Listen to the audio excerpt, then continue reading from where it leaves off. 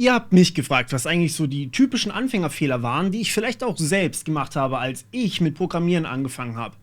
Ich muss dazu sagen, ich hatte damals natürlich nicht so ein Sammelsurium an Online-Ressourcen. Ich war teilweise froh, wenn ich überhaupt was Gutes gefunden habe, was ich verstanden habe.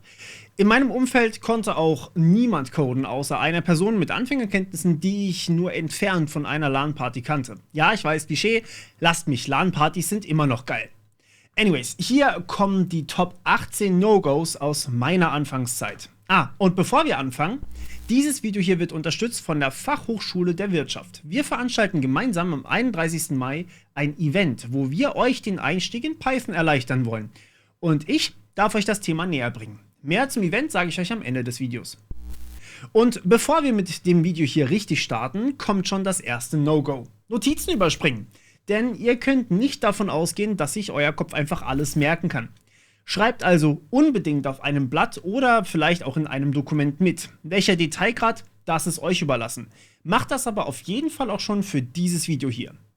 Fangen wir doch mal an mit der Programmiersprache. Eines meiner ersten Projekte war eine Art Virus, das den Mauscursor wild hin und her bewegt, euren Taskmanager nicht mehr zulässt, sich in den Autostart schreibt und so weiter und so fort. Ein richtiger Mistkäfer ohne wirklichen Nutzen also.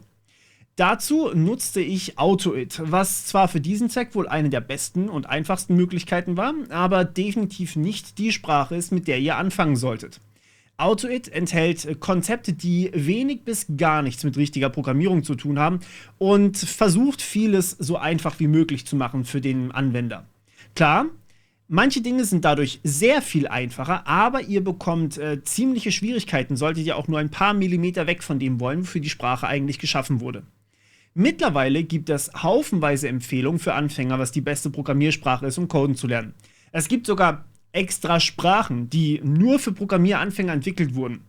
Die Meinungen hier gehen weit auseinander und ich bin besonders kein großer Freund davon, weil ihr damit einfach am Ende auch limitiert seid, ähnlich wie ich das mit AutoIt war. Ich empfehle nach wie vor Python als die erste Programmiersprache, sofern ihr keine konkreten Anforderungen habt, die das schlecht machen würden. Python kann alles ganz solide, ist mittlerweile sogar in den meisten Unternehmen irgendwo vertreten und ihr werdet die Sprache früher oder später ohnehin irgendwann lernen müssen. Sie ist aber gleichzeitig auch eine sehr einfache und flexible Sprache und liest sich relativ gut. Ihr findet meine Playlist zu Python natürlich in der Endcard verlinkt, schaut aber generell mal auf dem Kanal hier vorbei. Ich habe hunderte Videos zu Python, kein Scherz jetzt, die euch je nach Situation echt helfen sollten. Keine Sorge, ihr müsst die natürlich nicht alle sehen. Manche sind durchaus nur für sehr spezielle Sachen gedacht.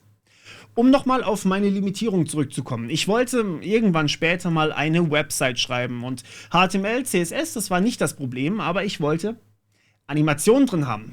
Zum Vergleich, damals war die Bibliothek jQuery brandneu und richtig sensationell. Ich habe es irgendwie trotzdem nicht so richtig hinbekommen, sie einzubinden, weil ich natürlich überhaupt kein JavaScript konnte und dachte, mit meinen AutoIt-Kenntnissen komme ich da mega weit. Und da kommen wir schon zu meinem zweiten wichtigen Punkt. Mehrere Programmiersprachen lernen ist absoluter Käse. Tut das nicht. Käse mag zwar lecker sein, aber denkt euch jetzt irgendwie, ihr seid laktoseintolerant oder sowas. Das große Problem ist, mehrere Programmiersprachen zu lernen, führt dazu, dass ihr Dinge vermischt. In AutoIt deklariert man Variablen mit einem $, vor dem Namen vor der Variablen. In JavaScript nicht. Was glaubt ihr, wie oft ich versucht habe, Variablen mit einem $, zu erstellen und wie verwirrt ich die ganze Zeit war, dass das nicht funktioniert hat? Ja, die ganze Zeit. Und das war ja gerade mal erst der Anfang. Schleifen sehen anders aus, Funktionen, Parameter, alles sieht irgendwie anders aus. Auch wenn die eigentliche Idee hinter den Sprachen sehr ähnlich ist. Die Syntax an sich ist halt trotzdem sehr unterschiedlich. Konzentriert euch deshalb auf eine Sprache und bleibt dabei. Ihr habt gerade mit meiner JavaScript-Reihe zum Beispiel angefangen, anstatt Python zu lernen. Gut, dann bleibt dabei. Nicht wechseln, bis ihr mehrere gute Projekte darin entwickelt habt und wirklich wechseln müsst. Für eine Website musste ich natürlich wechseln, aber ich hätte mir auch zum Beispiel andere Projekte überlegen können. Ein bisschen problematisch war allerdings nicht nur die neue Sprache für mich, sondern dass ich überhaupt keinen Plan hatte, wie ich überhaupt an eine Website rangehen soll. Ich habe einfach mal drauf losgeschrieben und das bringt mich zu Punkt Nummer 3, der Planung. Sowohl fürs Lernen als auch für eure Projekte ist Planung essentiell. Fangen wir mit der Lernplanung an. Ich habe zum Beispiel in der normalen Python-Playlist über 80 Videos, die allerdings natürlich nicht alle für euch wichtig sind. Fangt ihr beispielsweise mit einem Text-Adventure an, einem Projekt, das ich Anfängern häufig empfehle, könnt ihr auch gerne googeln, braucht ihr natürlich nicht alle davon, nicht alle Videos meine ich jetzt. Im Gegenteil, ihr könnt eigentlich schon mit den ersten 10 sehr viel anfangen. Aber, und das ist wohl das Wichtigste, ihr braucht ein eigenes Projekt, eben zum Beispiel dieses Text-Adventure, um die Dinge selbst anzuwenden. Wenn ihr mir 50 Videos lang nur zuhört, aber nicht eine einzige Zeile Code selbst schreibt, ist das meist nicht sinnvoll. Um zu mir zurückzukommen, ich habe gar keine Tutorials geguckt, sondern mir jedes einzelne Ding, was ich machen wollte, ergoogelt. Googeln ist übrigens immer ein guter Tipp. Das war aber im Nachhinein gesehen zwar sehr effektiv, hat aber dazu geführt, dass ich keine Ahnung hatte, was die einzelnen Zeilen jeweils tun sollten. Ich empfehle daher, fangt vorne an, nicht irgendwo mittendrin. Klar, ihr wollt vielleicht ein Hacking-Skript schreiben, das mit Sockets irgendwas tut und dann Hashes crackt, aber wenn ihr keine Grundkenntnisse habt, könnt ihr genau dieses Skript nutzen, das ihr in meinem Tutorial findet, es aber null anpassen und somit tut es irgendwas, was ihr gar nicht versteht. Dann hättet ihr euch auch einfach direkt ein Programm dafür runterladen können und das verwenden können. Okay, aber zurück zur Planung. Diesmal von eurem Projekt. Es ist normal, dass man die ersten paar Projekte einfach drauf losschreibt. Das ist fein und das könnt ihr ruhig tun. Das habe ich ja im Endeffekt auch immer so gemacht. Allerdings kann es, sobald ihr die Grundlagen gelernt habt, extrem hilfreich sein, sich einen Plan von eurem Projekt zu machen. Wenn euer Projekt die Größe Mini etwas übersteigt, solltet ihr euch im Vorfeld überlegen, was ihr tun wollt und das wirklich formulieren. Auf einem Blatt oder in einem Dokument. Ich kenne aber tatsächlich viele, die sich das noch immer auf ein Blatt schreiben und ihr könnt das auch gerne mal ausprobieren. Das kann tatsächlich helfen. Da kommt dann sowas rein wie Features, was soll man machen können und wie. Beispiel Text-Adventure, ihr habt ein Spielbrett, auf dem man laufen kann. Dann solltet ihr die Eigenschaften des Spielbretts, aber auch die der einzelnen Felder definieren.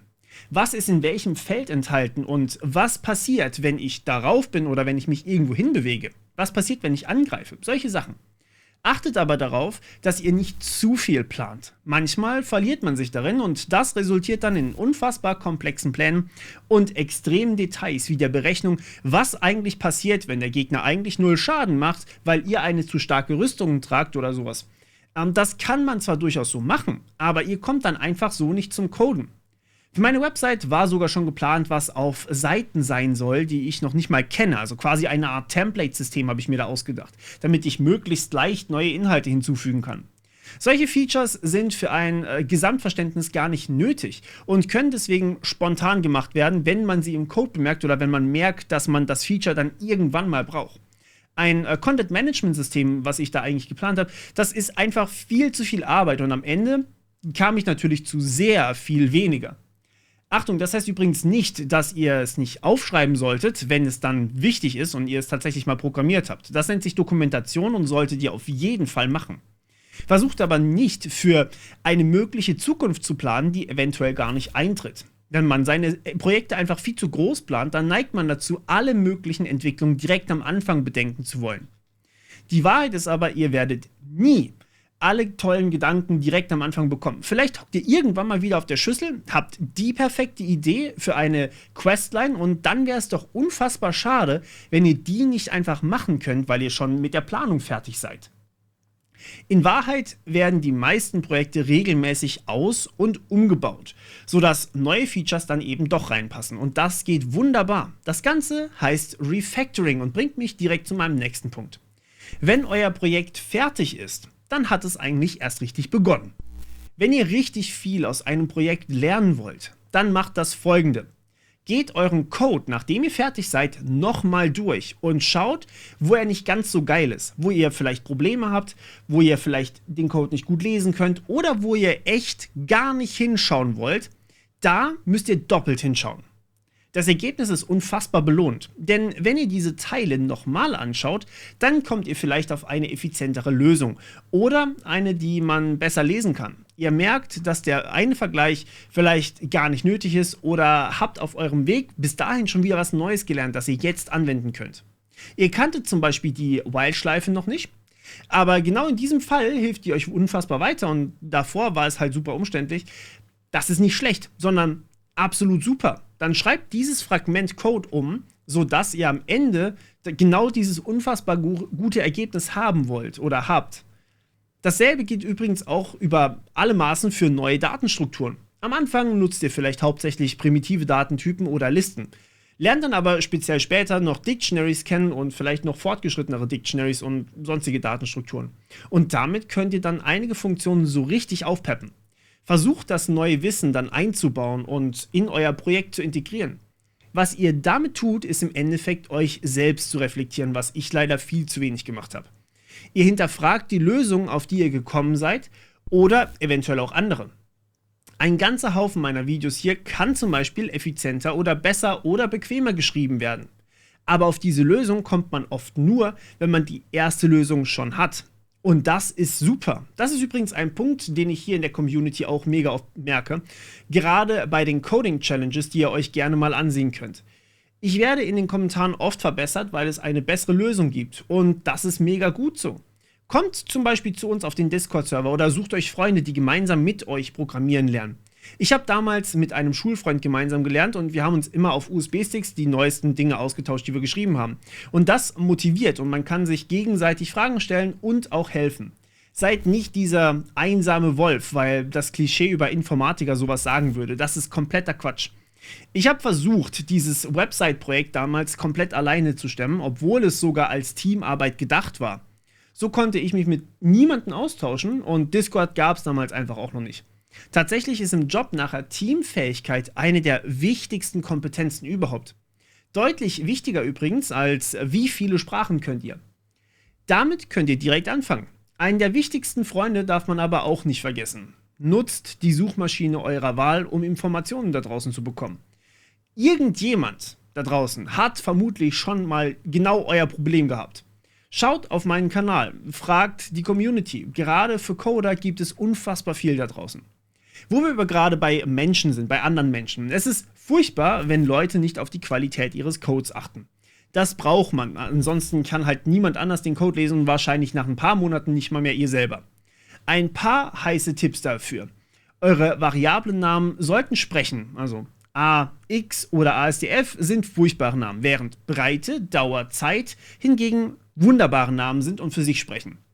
Nutzt außerdem Kommentare in eurem Code, aber beschreibt nicht das Offensichtliche. Euer Code sollte zudem konsistent formatiert sein, also nicht oben Tabs und unten dann Leerzeichen und lasst eure Funktionen auch nicht allzu lang werden. Brecht sie gegebenenfalls in mehrere Teilfunktionen auf. All das erkläre ich aber im Detail nochmal in meiner Playlist zu Clean Code, die verlinke ich euch dann auch am Ende. Aber, und das führt mich zu unserem letzten Tipp, lasst euch nicht verrückt machen. Ich sehe oft Leute, die Coden etwas zu ernst nehmen. Ja? Totale Besessenheit mit Best-Practice-Tipps oder zu Tode optimierter Code, all das muss nicht sein. Perfektionismus im Programmieren führt euch am Ende dazu, dass ihr euch selbst lähmt und nicht vorwärts kommt. Dann lieber später nochmal darauf zurückkommen und jetzt vielleicht kurz was anderes machen. Selbst wenn ihr beruflich programmiert, muss der Code nicht perfekt sein. Im Gegenteil, man muss auch in einer gewissen Zeit fertig werden können. Sonst macht das einfach keinen Sinn, euch zu bezahlen. Und ja, man führt eigentlich sich dann selbst in Selbstzweifel rein. Ja, auch Programmieren kann euch manchmal runterziehen. 150 Bugs, ihr repariert mühselig einen einzelnen und habt dann 158 Bugs. Das ist uns allen schon mal passiert. Oder ihr seht, wie gut andere coden können und dass das ja so einfach sein müsste. Nein. Programmieren ist wirklich schwer und jeder da draußen sollte wertschätzen, dass du jetzt damit anfangen willst oder vielleicht sogar schon angefangen hast. Lasst euch von niemandem was anderes erzählen. Wenn euch jemand runtermacht, hat er offensichtlich keine Ahnung mehr, dass er auch irgendwann mal damit angefangen hat.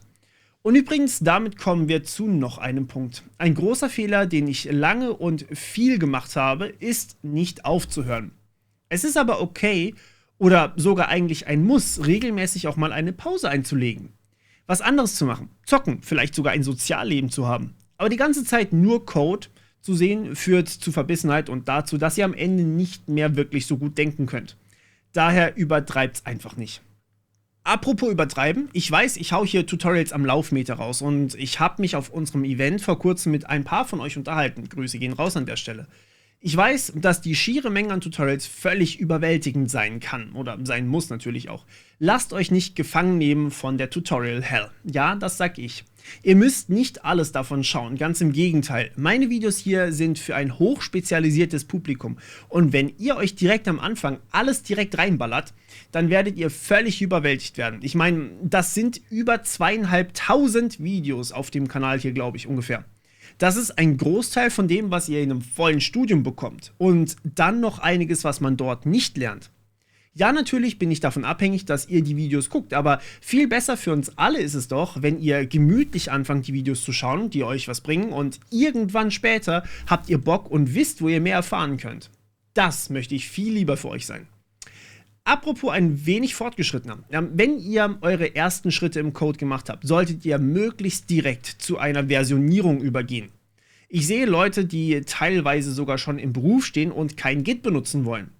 Das ist fast fahrlässig, denn neue Fehler, die ihr vielleicht gerade im letzten Mal ändern eingeführt habt, lassen sich ohne Git kaum mehr ändern. Es gibt noch andere Versionsverwaltungen, aber sagen wir, die sind alle nicht so gut. Trust me, das habe ich auf die harte Weise gelernt. Hat man keine Versionsverwaltung, kann man nicht sehen, was man zuletzt geändert hat und dann wieder einen schlechten Einfall zu korrigieren ist halt wahnsinnig aufwendig. Spart da also nicht dran. Das sollte vermutlich sogar die zweite Tutorial-Reihe sein, die ihr euch reinzieht, wenn ihr mich fragt. Ich verlinke sie euch natürlich auch hinten in der Endcard. Und wo wir gerade bei Bugs sind, ich habe selbst viel zu lange mit Print-Ausgaben debuggt. Ich meine, wer kennt es nicht? Print von irgendwas. Wenn etwas schief läuft, anstatt eines ordentlichen Debuggers. Und ja, manchmal tue ich das immer noch. Das sollte ich aber eigentlich nicht. Kurz den Debug-Modus anwerfen und mir richtig anschauen, was das soll und welche Variable welchen Wert hat, wäre viel einfacher und viel effizienter. Das gilt übrigens auch für andere Tools, wie zum Beispiel... Das gilt übrigens auch für andere Tools wie eine ordentliche Entwicklungsumgebung. Auch das sollte man recht direkt am Anfang machen. Ist aber selbstverständlich auch immer in meinen Tutorials enthalten. Zwei letzte habe ich noch für euch. Das erste davon: versucht nicht das Rad neu zu erfinden. Ja, ich weiß, es mag lame aussehen, wenn man liste.sort aufruft, anstatt eines eigenen crazy Algorithmus, der Magie macht. Aber soll ich euch was verraten? An diesem Sort haben viele professionelle Entwickler und Forscher sogar gesessen, um es so schnell und korrekt wie nur möglich zu machen. Bis ihr das habt, wird das dauern, falls ihr es überhaupt jemals hinbekommt. Und wenn ihr euch mit Algorithmen beschäftigen wollt, dann macht das absolut Sinn. Aber in Code, der wirklich laufen soll, der Teil eures Projekts ist, solltet ihr möglichst Code benutzen, wenn es eine gute Bibliothek dafür gibt. Und mein letzter Tipp an euch ist ein ganz besonders schwerer. Versucht eure Projekte aus der Sicht des Anwenders heraus zu optimieren. Wenn jemand auf YouTube in den Einstellungen wühlen müsste, um einzelne Parameter für den Empfehlungsalgorithmus zu setzen, würde niemand YouTube wirklich nutzen. So ist der Algorithmus zwar vielleicht nicht optimal, aber es geht mehr um einfach als optimal. Im Zweifel gebt dem Nutzer Expertenoptionen, mit denen er dann alles einstellen kann. Das ist mega nice für manche Nutzer und für die anderen macht es keinen Unterschied. Aber die Standards solltet ihr auf jeden Fall immer vorgeben. Denkt immer daran, je nachdem, was die Anwendung tut, sollte eure Mutter oder gar Großmutter sie nutzen können. Ja, und das waren sie, meine 18 No-Gos, die ich alle an irgendeiner Stelle in meiner Laufbahn mal falsch gemacht habe. Und teilweise immer noch falsch mache. Wenn ich was vergessen habe, dann schreibt mir einen Kommentar mit eurem besten Tipp. Und ich ergänze dann hier unten drunter in der Beschreibung oder in den Kommentaren oder so. So, und jetzt habe ich euch natürlich noch versprochen, dass wir ein Event für euch haben, wo ich euch gemeinsam mit der FHDW eine Programmiersprache, nämlich Python, beibringen möchte. Das Ganze ist für euch völlig kostenlos. Immerhin möchte die FHDW ja, dass ihr bei ihr ein duales Studium macht. Für das Event sind aber auch keinerlei Vorkenntnisse erforderlich. Wir werden also ganz von vorne anfangen. Das Ganze findet am 31. Mai, also relativ bald, von 14 Uhr ab statt und ist vollständig online. Kommt also auf jeden Fall gerne vorbei und schaut mal, ob das was für euch ist. Es gibt auch tatsächlich noch einige Follow-up-Kurse, so ein bisschen wie Vorkurse für ein Studium. Alle Infos dazu findet ihr auch auf der Webseite, die ich unten euch verlinke. Schaut da auf jeden Fall auch mal rein. Wir freuen uns natürlich auf euch. Bis bald. Ciao.